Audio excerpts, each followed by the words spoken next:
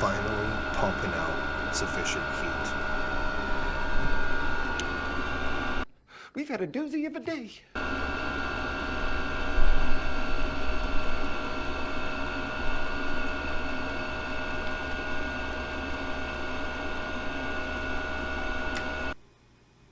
This is about January when I'm realizing all my original work and video is about to hit the cutting room floor. This thing has to be moved inside.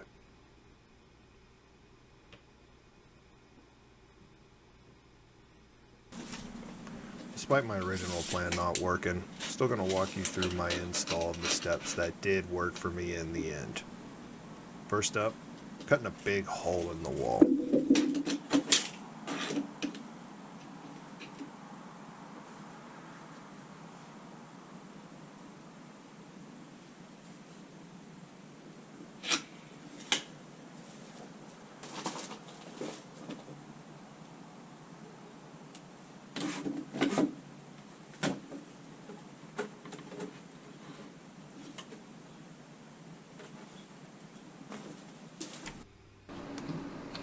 So this is just a heater duct for a dryer that I got from the big box store. Originally it was designed to pump hot air into the garage. However, seeing that didn't work, the final design was for it to be a exhaust outlet. Took the original tubing from the heater, put it inside of the dryer vent, and filled that with fire block foam. Gave it a nice thermal barrier.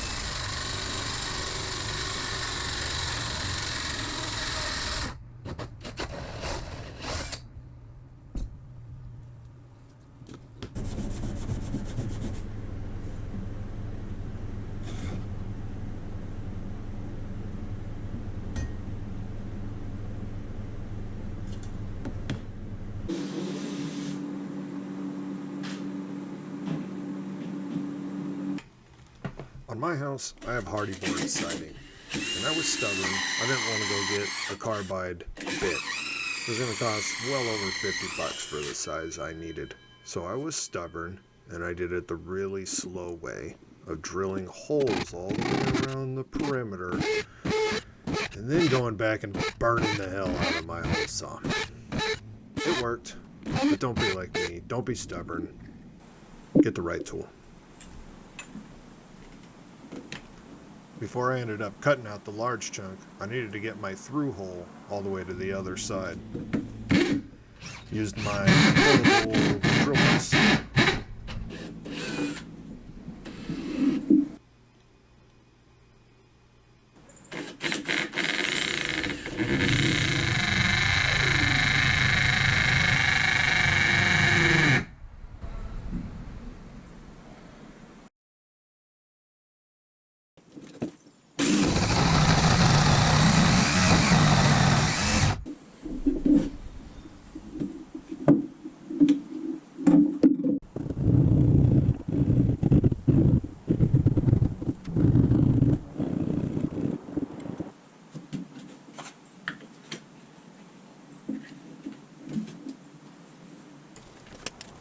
I had this brilliant idea that making this exhaust port before I cut into the wall was going to be a great idea and time saver.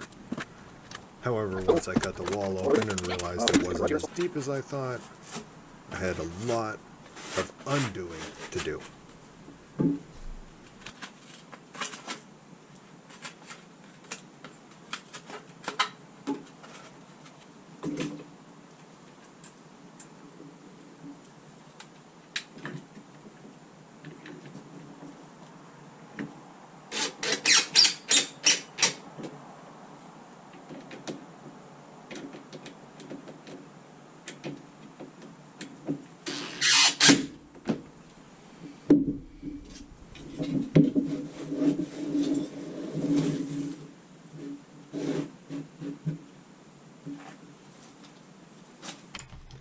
So again, this is how we originally had it set up.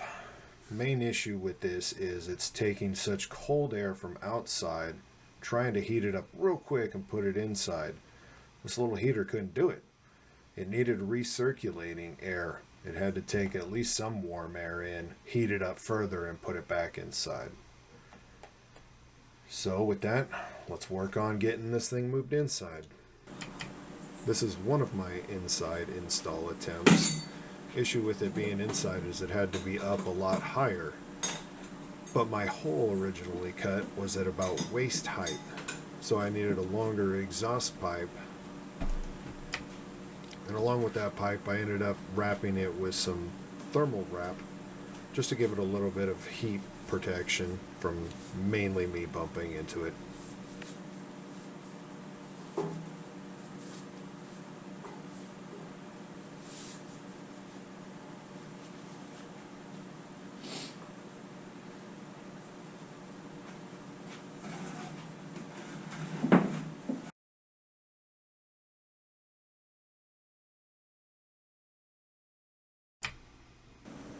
The final decision was to place it up above the garage track.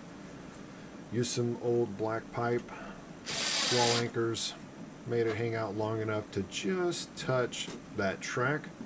Just a little added support there. Most of the weight is up against the wall brackets though.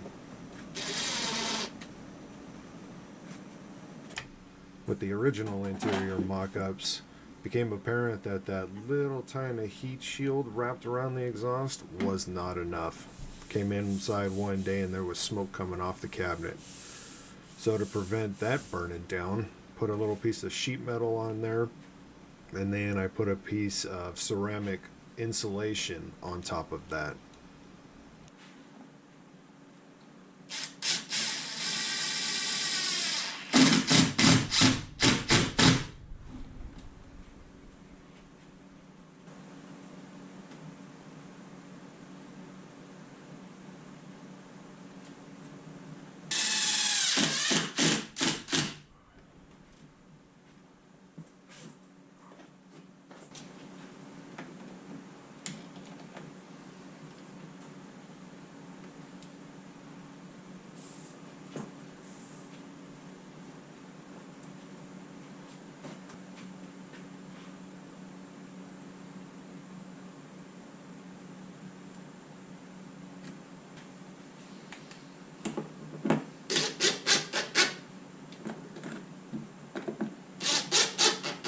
And once I did that, I didn't have a problem the rest of the winter.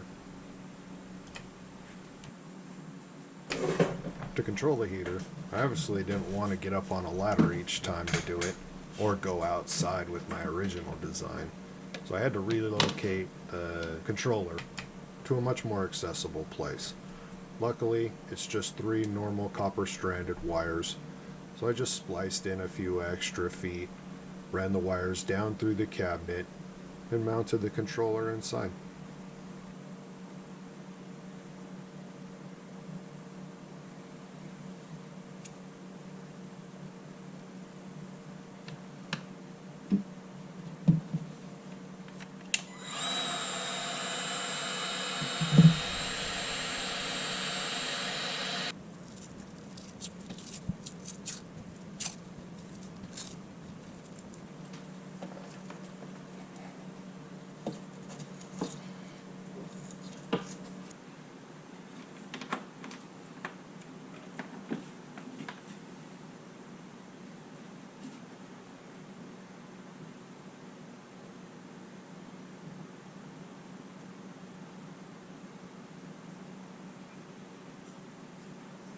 Inside the cabinet, I took a metal plate, put some double-sided tape on there, and stuck that to the side of the cabinet.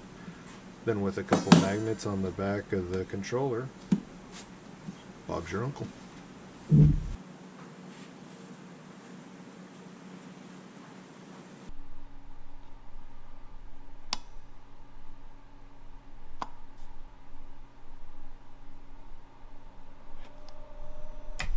With the heater being up high, still needed the gas tank accessible. So I have that just on a long tube right now. Luckily I'm tall enough I can just reach up, set it up on the shelf anytime I need to. here is what finally kept me warm through the rest of the winter. Might be a few things I'll end up changing later. Be sure to check the video description for more links to other videos of installing heaters in garages.